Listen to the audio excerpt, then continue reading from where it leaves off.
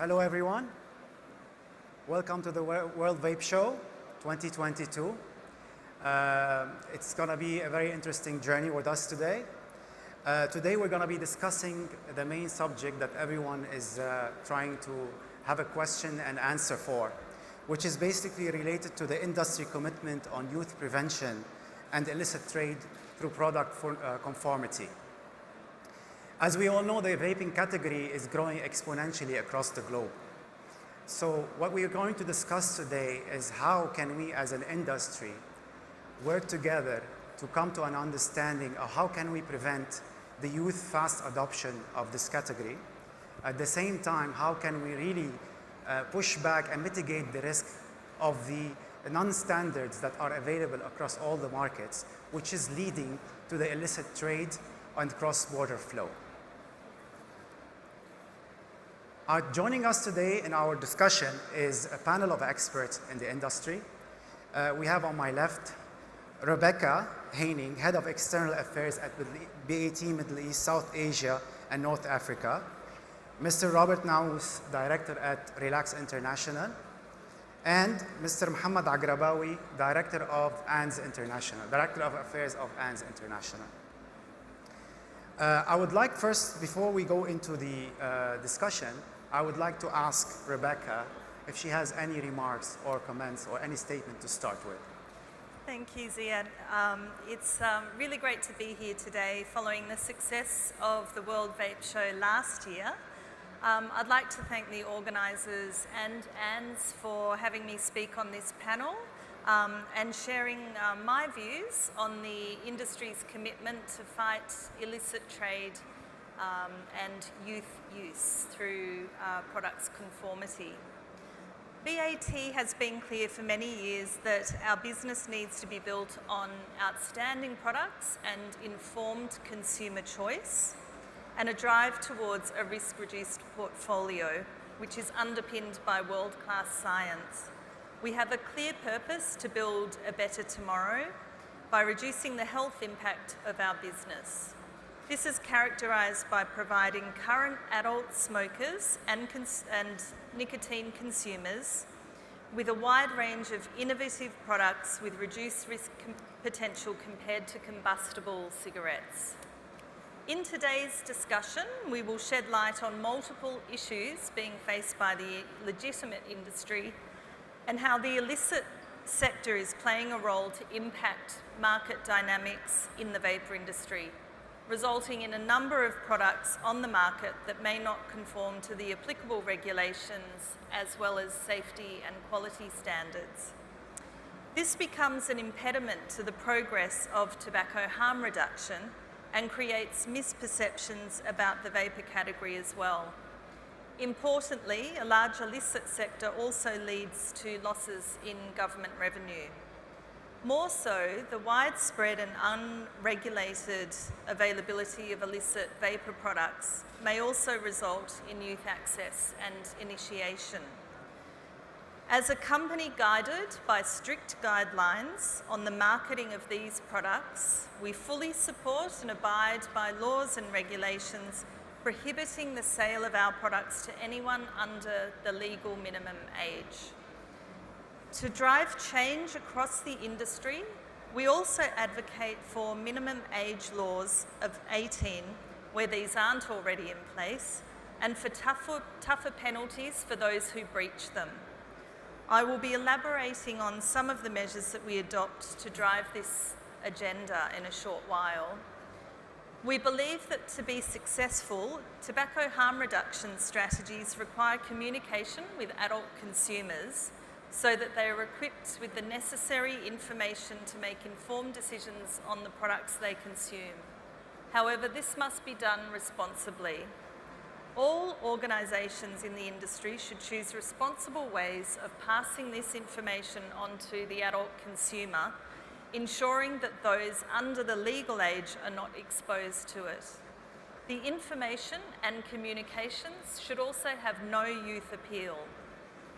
When it comes to illicit trade, we fully support regulators, governments and international organisations in eliminating illicit trade across all nicotine categories.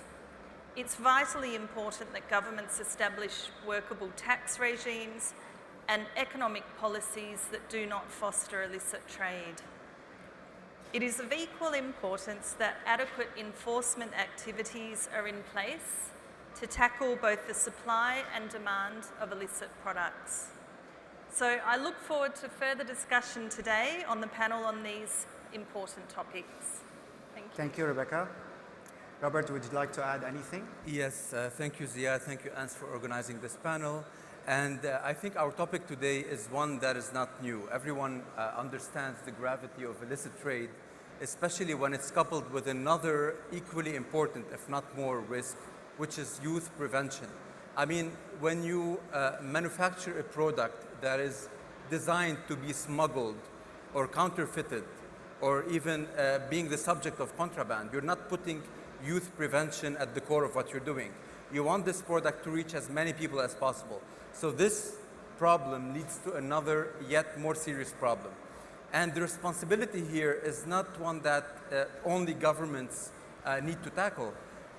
Manufacturers, brand owners, big companies that are behind those products have an equally important role, if not more, because they need to lead by example. What do I mean here?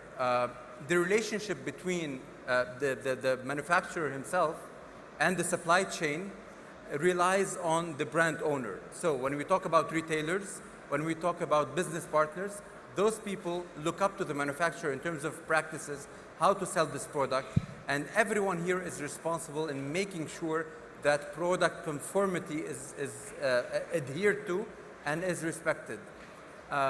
So when it comes to illicit trade, I would say, Ziad, that obviously you have the contraband, which is smuggled. These are, original products. So they do not pose a risk to health, but they do pose a risk to intellectual property, to brand owners, and to trademarks, as well as to the state revenues. However, counterfeit products or products that are manipulated, these, obviously are a huge risk for consumers themselves, be it those who are not informed or even those who think that this product is compliant. It adheres to the nicotine level. It adheres to the, in terms of ingredients, which type of ingredients is added and why. And all of this, I think, is an issue that regulators and businesses need to work well together to nip in the bud before the industry gets bigger and bigger and before the train just leaves the park, as they say. And that's it from my end. Looking forward to the discussion afterwards. Thank you, Robert. Thank you, Ziad. First, I want to thank the World Vape Show for allowing us this platform to discuss more openly about the issues that is facing the industry. I am basically also proud to be joining Rebecca and Robert. Robert is an old ex-colleague and friend. Rebecca is an expert in the subject as well. I do believe that this is one of the few times that you can find that the industry is sitting at the same place, discussing issues openly, and addressing not only the consumers, but also addressing the regulators with a way forward. When ANS started its operations, the main vision was clear, is to provide adult smokers with potentially reduced risk products that will help adult smokers get off the habit of smoking. But when the commercial success begins to establish its roots, you will find that there are ethical responsibilities, corporate responsibilities, and also another problem rising with illicit trade. The two pillars that we face is, the main issue is the illicit trade.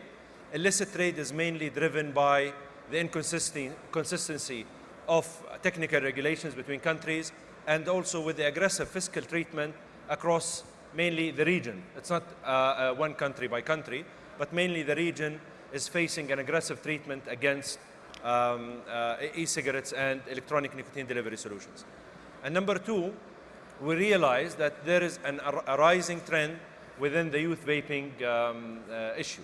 It is becoming a big issue across the region, and that's why ANS launched its Sentinel program, aiming at establishing a trend, shouting out for industry players as well and regulators to make sure that we first comply with our products, 100% compliance with the local rules and regulations, to make sure that these products are aligned with the local rules and regulations, monitoring communication, social media, and most importantly, monitoring appealing packages and flavors to make sure that these products are not used or minors and non-smokers are not exposed to these products. It is very important also to realize the role of our partners, trade, retail, within how they can monitor the age of the people that is using these products. And our message to everyone is clear. If you are a smoker, you have to think about how to switch to better alternatives. If you are not a smoker, if you are not a vapor, don't start. But these products needs to be looked at as a pathway to quit all nicotine products altogether.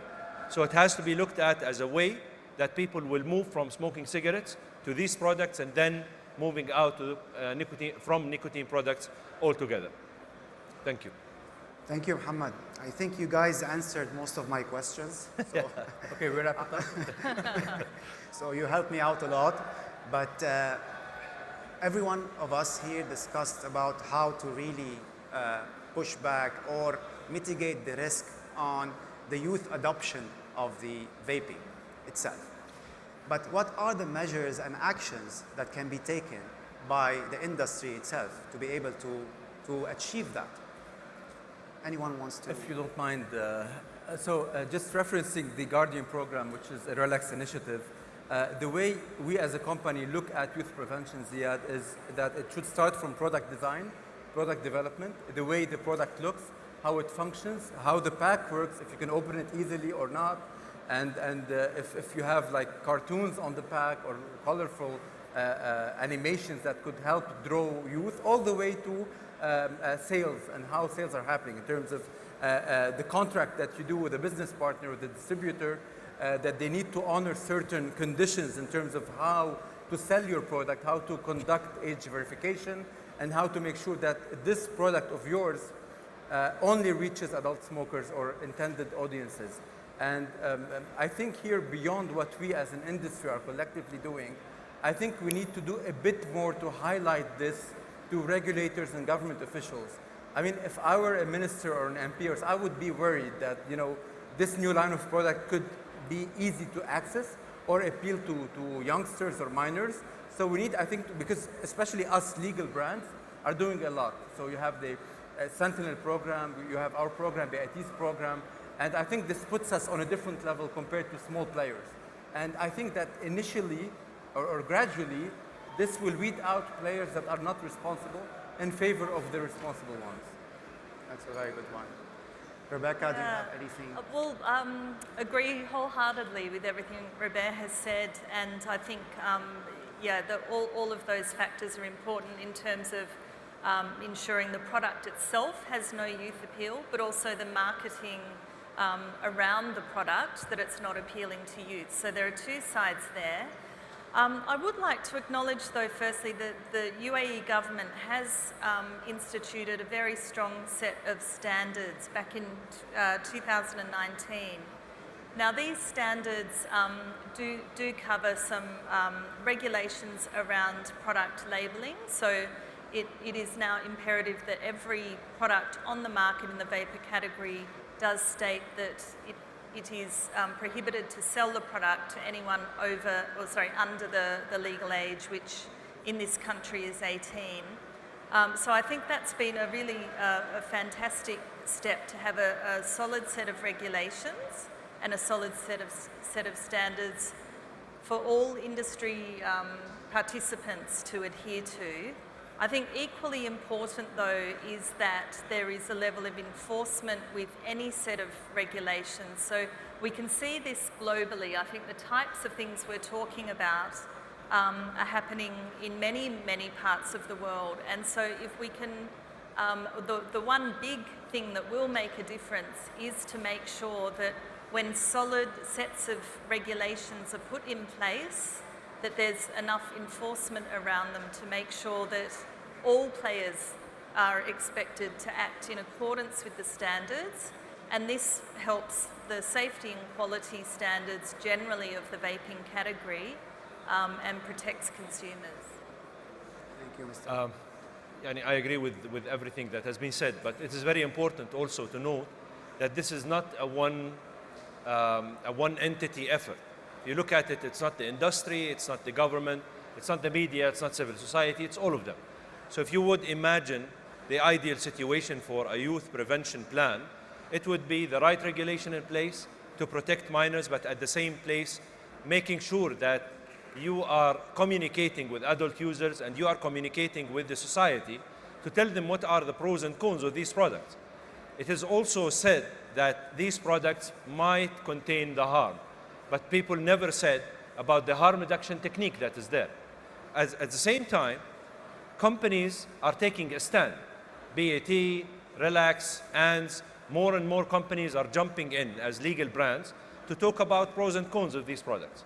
So imagine the ideal scenario where the regulation is in place, differential treatment is in place on the fiscal side, media is involved, civil society is involved, and the ethical responsibility of legal brands to establish the grounds with packaging, with flavoring, and with the proper communication in place.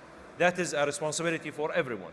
We always say, if you want to think about the youth prevention plan, try to think about when you design your communication plan, will my kids be appealed to these kind of products?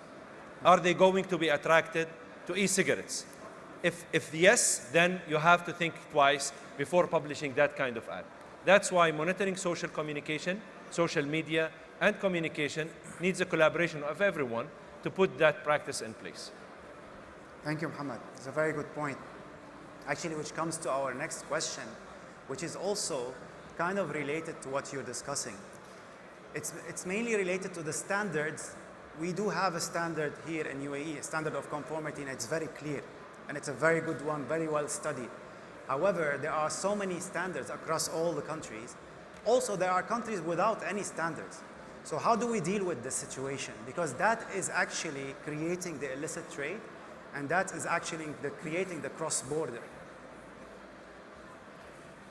Anyone wants to volunteer? Please. So, yeah, excellent question. So I think if we look at this if we dissect it from the counterfeit and the contraband, again, type of thing. So contraband is where countries do not have regulations at all. So it's either unregulated or there's a ban. Then you have all the smuggling of those products and the black market rises. Now, counterfeit also takes place in some of those countries where you don't have actual technical regulations and where anyone that can actually manufacture an e-liquid can get it through and it starts, selling and all of this. The fact that different countries have different regulations in place, I think confuses adult smokers and adult vapors because they don't know which type of e-liquid or how e-liquid differs from combustible cigarettes. There's no actual objective awareness, and confusing adult smokers, I think, hinders the potential that vaping holds for public health. So unifying those regulations across continents, across countries, and using risk proportionate regulations, I think would send the right message that if you do not want to quit or if you cannot quit, those products are for you. And this also comes with its own set of quality checks or quality standards to really ensure that those products which are addictive do not pose additional risks or equal risks to smoking, for example. Yeah. So this is why unifying within one regulatory framework, I think would be the best way moving forward. That's the dream. Yeah. Let's put it that way. I want to frame the issue of the illicit trade and link it to the conformity of products. The illicit trade has two folds.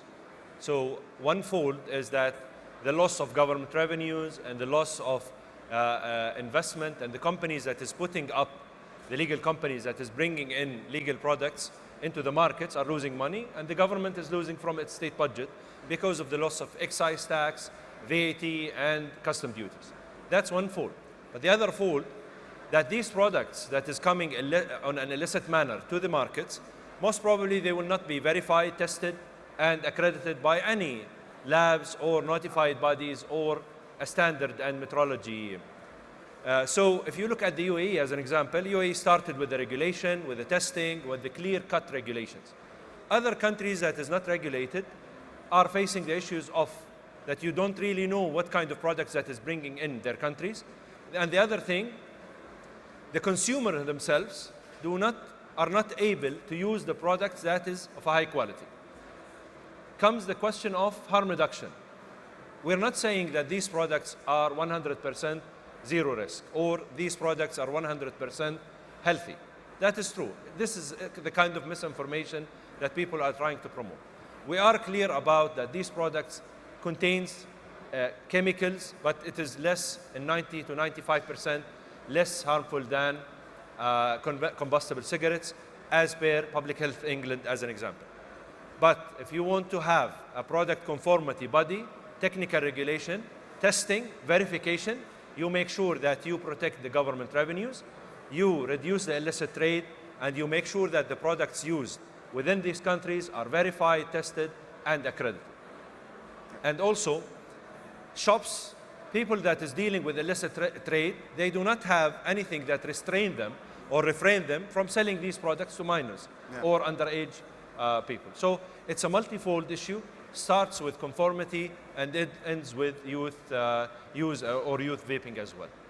Thank you, Mohammed. I might just add to that, just to take a step back and acknowledge that the industry hasn't been around that long. So I think part of the issue is it is a case of, there are regulations in place in many, many countries. Yes, some of them aren't yet regulated or have sets of standards, but it is partly a case of technology sort of leading and regulation having to catch up.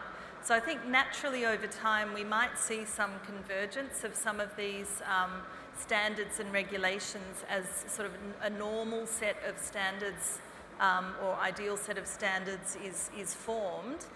Part of that to me is around getting the message across to all stakeholders. So this includes the scientific community, government, media, civil society, and consumers, as well as just industry participants, about what is tobacco harm reduction. Because I think if we can have more acceptance for the science behind tobacco harm reduction, then proportionate and reasonable regulatory settings will be the next natural sort of formation in the industry, because I think part of the issue is there is still some uncertainty around what tobacco harm reduction is, and the more we can talk about it in forums such as this and with government stakeholders and so on, I think it's very healthy, because it's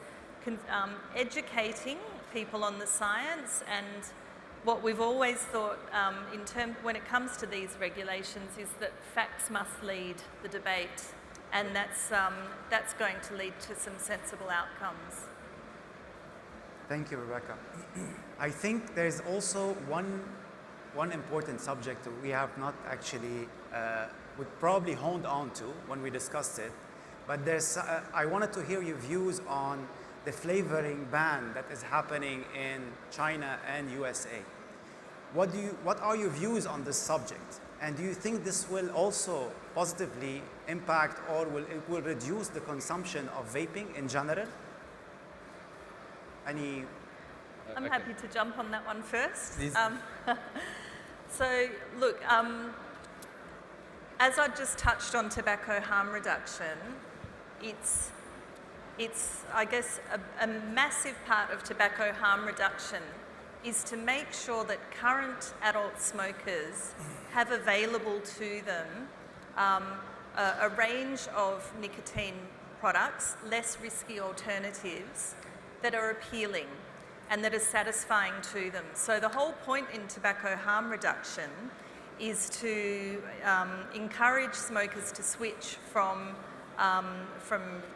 combustible cigarettes to less harmful products. But they're not going to do that. It's very unlikely, unless there are products on the market that are appealing to smokers. It's very difficult for tobacco harm reduction to be effective. So I think just generally when it comes to flavours, we can't underestimate how important flavours are to the success of tobacco harm reduction as a public health policy. And we've got even evidence from studies that were done by Public Health England in 2020. There was a recent study done, published this year, that surveyed current vapers and asked them if there was a flavour ban brought in, what would you do? How would you respond? Now, 17% of those survey respondents said that they would go back to smoking. Now, this is the opposite outcome to what we all sitting up here today, I think we would share the view that that's the opposite outcome to what we're after. Tobacco harm reduction is all about moving people onto less harmful products. So I think the evidence is clear. The one thing as industry we need to do, though, is to make sure we're responsible about the types of flavours that we produce and have on the market, and make sure they have no youth appeal. And also in the descriptors of those flavours, to make sure that the descriptors have no youth appeal. So the descriptors of a flavour should be just factual descriptors. They shouldn't be trying to encourage people who are not current nicotine consumers to take it up. So a very good point. Thank you, Rebecca. Robert, do you have anything to add? Adding to what Rebecca said, Rebecca referenced the US study, which I was going to cite. Thank you for that, Rebecca. I'm just going to complement it with the one from the EU as well. It took place in February 2021 and done by the Eurobarometer. It was a Eurobarometer study, which basically found out also that in citing the reasons for adult smokers having switched from combustible tobacco to e-cigarettes, the vast majority of respondents referenced the desire to reduce consumption of combustible cigarettes. Only 1 or 2 in 10, they cited the fact that they liked the flavors of e-cigarettes. So basically, clearly, a flavor ban would not tackle the issue. And as Rebecca rightly pointed out, I mean, I used to be a smoker. I don't want to be reminded of the smoke and smell of cigarettes. I'm not gonna switch to, at least me, you know, and people around me, to the tobacco flavor. I want something else, something different, something that basically ruptures my relationship with, you know, cigarettes and smoking. So I think this is looking elsewhere. I think flavors are essential. Also, as Rebecca mentioned, if you have a product out there that's less harmful, but people are not adopting it, you will not realize the full potential of that product. And harm reduction will not be materialized. Very good angle. Yeah, thank you. And I want to touch base on the, continuing on what Rebecca said, on the harm reduction part, but from a population point of view. So the population harm reduction is comprised of 2 main factors, which is a product that has the potential to reduce risk, which is heated tobacco products or e-cigarettes or even oral nicotine, and the product acceptance by the public. So where does the smoker comes in? Because we are just sitting here debating around how to put regulations around these products and how not to have more and more restrictions, but forgetting that by 2025 up to 2030, there are more than 1 billion smokers across the globe that would be needing better alternatives. And these smokers, if they do not find an appealing product, and this is not a taboo to say that the user, the adult smoker, needs to find a product that matches his taste. And as Robert also referred, you can find that most of the people are required by government to wear masks throughout the venue. Thank you. Thank you for the regulation. And you can find that most of the smokers that have switched from combustible cigarettes to electronic nicotine delivery solutions are coming because of flavors, and then they are using it as a cessation tool, as a pathway to move on. So population harm reduction needs to have an appealing product, accepted product, and a potential to reduce risk. That will lead you to a population harm reduction. If you look at role models, UK as an example, they have a vision by 2030 to reduce smoking incidence to 5%. But at the same time, they are moving with proper fiscal structure, differential regulatory treatment, and discussing how these products can be a pathway as a medicinal tool, as a nicotine replacement therapy, to shift people from smoking and blocking the relapse of smokers from a product that they do not accept into a product that have the potential to reduce harm, but at the same time, moving on, you move out completely from smoking cigarettes to quitting nicotine products. So the flavoring issue needs to have the corporate commitment and responsibility to make sure that we stop producing appealing flavors, dessert, candy, appealing packaging for minors, and make sure that the proper regulation is in place to protect minors, non-smokers, and ex-smokers, but that is at the same time protecting the right of smokers to have the choice for a viable product, a better alternative, with scientific research, backed up by scientific research, to move out completely from using nicotine.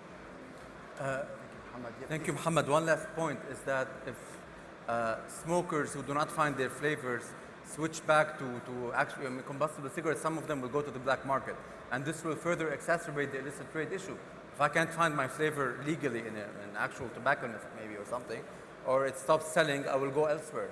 And in this interconnected world, you cannot easily control the illicit trade. So I think looking at it from a policy perspective, unintended consequences can be dire, and we need to think this through. I might just add one more point to that as well. I think the origin of a lot of these concerns and talk around flavour bans comes from the youth uptake problem. Now, that I guess can be addressed in other ways. So if we're looking at, okay, we're as the industry not for flavour bans, but what happens instead? Because there needs to be some measures. So what my take on that is instead of flavour bans, regulations that look for effective solutions to address youth access. So I think we don't want to leave a void where youth access and uptake isn't being addressed. That's equally important, and we all have a responsibility to ensure, that youth access is prevented. But having a solution on flavour bans, I don't think is the answer. Instead, the regulations should focus more on regulations around preventing youth access. I think also, just touching again on the UAE standards that were instituted by ESMA in the UAE, I think they have struck a good balance in recognising that pathway, from encouraging smokers to switch from combustible cigarettes to vapor. And I think that's one of the strengths of the standards in the UAE. Thank you, Rebecca. My last question before I move to the audience. I wanted just to know, how do you see the collaboration between government and non-government parties working on together actually for the youth prevention and at the same time to fight illicit trade? And I would like to frame it in 4 pillars. As how do you see the ideal situation for the electronic nicotine delivery solution in a total category manner? So when we talk total category solution, this means heated tobacco products, electronic nicotine delivery solutions, which is represented today by the vaping devices, the e-cigarettes, and the oral nicotine. The ideal scenario would be a differential fiscal tax treatment that is based on harm reduction. So if we're talking that, as an example, Public Health England says that these products are safer or less harmful by 90 to 95% based on the reduction of the harmful chemicals, then I don't expect that the government will reduce 95% taxes, but at least there will be a proportion that is related to the confirmed harm. So a differential fiscal treatment. Number 2 is a balanced regulatory framework where it allows not only, people think that regulatory or technical standards is only about packaging and health warning. We want to go further by discussing communication with adult smokers. We want to go further and discuss how people would understand that these products needs to be looked at as a cessation tool from smoking conventional cigarettes. 3, an aggressive youth prevention plan that includes everyone. So the government comes in, discusses with industry and civil society, and even communities and anti-tobacco societies that is aiming at protecting the minors from starting the use of vaping products and bringing in aggressive penalties, aggressive laws to regulate the way around the use of vaping products, and most importantly, illicit trade. So if we do this kind of rectangle, a triangle of authorities, it's the regulator, it's the industry, and also it's the society itself. How can we do that? We bring in all the players to the same table and we discuss. Legal companies are willing, media are willing, societies are willing, so the regulator needs to understand that this is happening. We need to move forward, we need to discuss more. So this is where you bring in the best product conformity ever. You unify product conformity, you bring notified bodies and discuss how can we bring in the best verified, accredited, tested products to the market. But at the same time, how we can bring in all the industry players, civil societies and media to protect minors from being exposed. How can the industry provide more training to the law enforcement authorities to protect the community from the illicit trade? This is the kind of holistic approach that needs to be brought in, and we have to have a long-term vision for all the countries in the region to build up a future generation that is, it's a cigarette-free era where nicotine products are only used to prevent people from smoking cigarettes, but the mindset is set at preventing minors and preventing illicit trade to provoke that manner. Thank you, Muhammad. Very good. I think Muhammad covered everything I would want to say for the next 2 years. So thank you for that. Just looking at it also from the harm reduction perspective, I think the industry has always been asked to develop and research into, bringing together new products that are less harmful than cigarettes. And this is a very, long overdue debate. And I think now that this has become a reality through especially vaping products, now is the time for governments to extend their arms to the industry and put in place the PPP, the public-private partnership.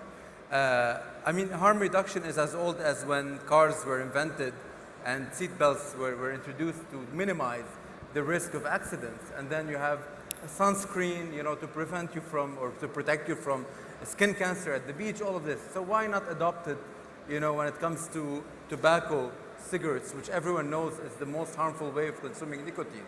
And now it's a reality, and the industry has the resources, has the data, has the expertise, the know-how, and the tool to help out to stem youth uptake and to also prevent illicit trade. And I think if there's no clear coordination, any policy that will be enacted will still be missing. I'm not talking about I'm talking globally. Yes. I think this debate is gonna keep on going up until there's a real cooperation between all parties involved, and then policy itself can serve better the purpose of it, basically, be it youth prevention, fighting illicit trade, protecting good standards, or so on. Thank you. Agree with everything that's been said as well. And to Mohammed's point, I think, having that holistic solution in all parts of the industry, working together with government as well as consumers and retailers is important. I know at BAT we work around the world with different regulators on various initiatives to address the issue.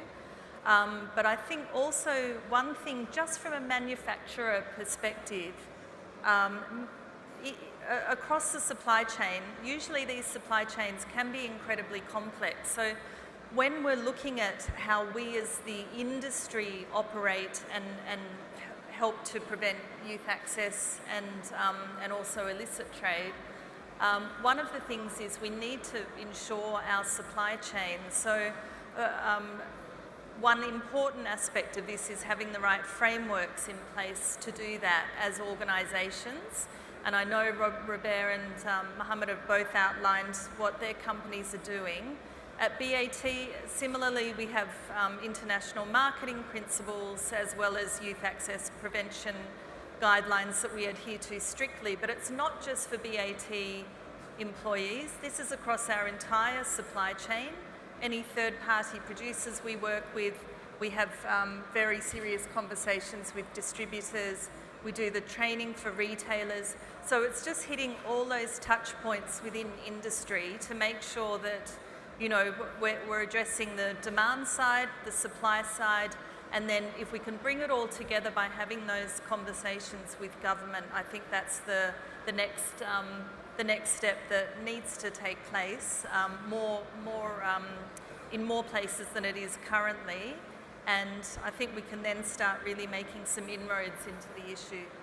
Very good. Thank you. Thank you, Rebecca. There's anything you would like to add before I pass on to the floor? Thank you, gentlemen and lady. Anyone has any questions for the experts?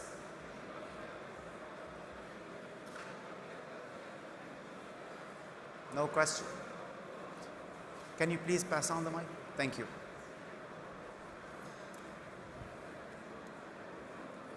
Good evening, Hadi, a legal consultant. I'm wondering about... We can't hear you. Yeah. Yeah, that's good? Yeah. Hadi, I'm a legal consultant. I was wondering about the zero nicotine products in relation to minors using them. In your opinion, should be regulated to be prohibited from using from minors or no? So the question Mr. Hadi was saying is that right now there's the zero nicotine vaping. What's his question was that does it really help in the reduction of the use of nicotine? I'll answer from experience. Zero nicotine products are vaping products that has a liquid, uses the same technique of the vaping products, but the liquid that has it does not have nicotine in it. So there is no delivery intake for the bloodstream. If you understand the smoker's mindset, my personal analysis, when I used to be a smoker, it was 70% was a ritual and 30% was a physical need for the addictive matter. So when I used to smoke, I quit now. When I used to smoke, it was about the ritual, it was about the practice itself, rather than the need for the real nicotine. I do believe that zero nicotine product is an innovative product. It has to be used within its context. It shouldn't be a startup for people to start using first zero nicotine product and then leveling up to using vaping product with nicotine. It should be a product that is helping managing that psychometric issue with you, a psychology issue, to make sure that you practice the ritual, but this is a pathway to quit nicotine product. If you are using zero nicotine products to start using nicotine products, then don't use it. It's a clear-cut answer. You have to drop down until you make sure that you quit all nicotine products. So zero nicotine products, I think, would help in that case, but should not be normalized as a pathway to using nicotine products or cigarettes. Very good. Anyone would like to add I agree anything? with Muhammad. The thing is, some people used to buy zero nicotine products and then, the flavor, they like the flavor, and then top it off with synthetic nicotine. So that's why also I think the regulation needs to tackle that in a way that prevents, like Muhammad said, unintended use and it being a gateway to actually using nicotine products. Yeah, I'll just add as well, I think we had in one of the panels yesterday discussion around multi-categories of nicotine products. And to me, that would just be another example of a different type of product to appeal to different types of nicotine consumers, because as we all know, there are many different consumers, and different consumers have different needs, and over time as well, their needs and preferences change. So agreeing with Mohammed that we wouldn't want to encourage someone who's currently not a user of nicotine to take it up as the off-road or as something that will help somebody on their journey to switch from combustible cigarettes to vapor and then to lower the nicotine down to zero. I think it's definitely an alternative that adds to the mix, and there will be some consumers that want that product.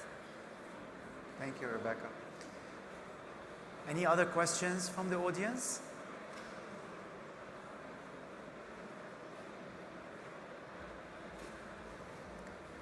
Can you please pass on the mic?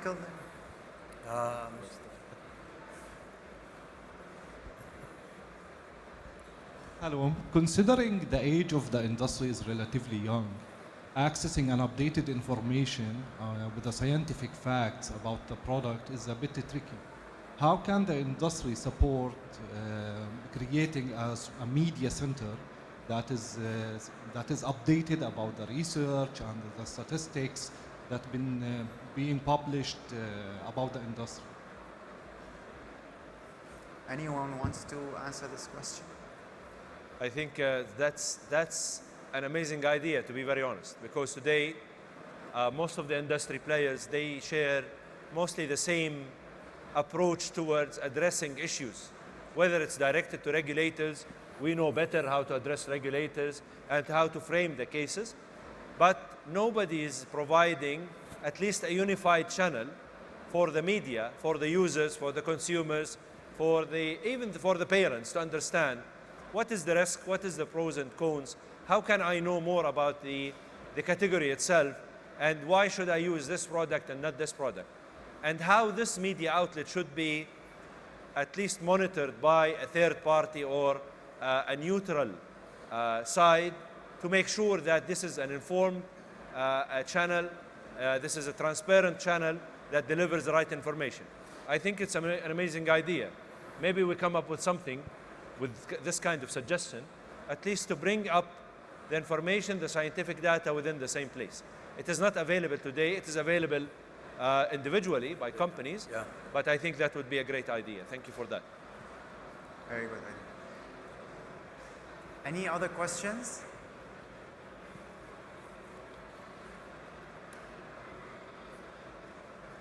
Okay, I think, sorry.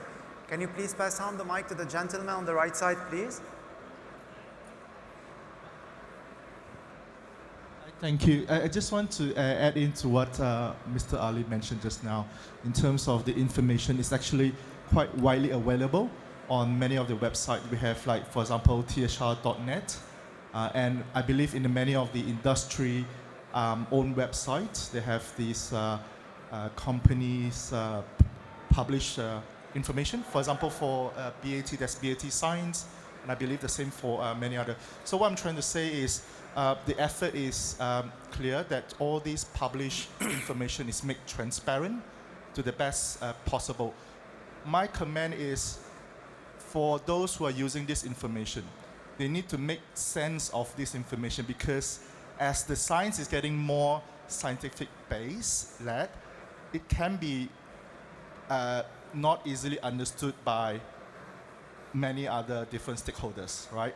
So I believe is how we're going to translate this complex science into something which is digestible to different stakeholders. For example, to consumer, to media, and to the scientific people. Yeah.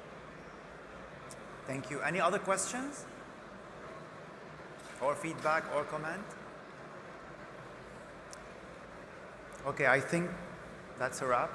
Thank you, gentlemen. Thank you, lady. Thank you, Rebecca, for coming. Thank you for the audience, and thank you for the Vape Show and for Ans for hosting this panel discussion. It was very interesting. Thank you very much. Thank you. Thank you. Thank you, Ziad. Thank you, everyone. Thanks, Sia.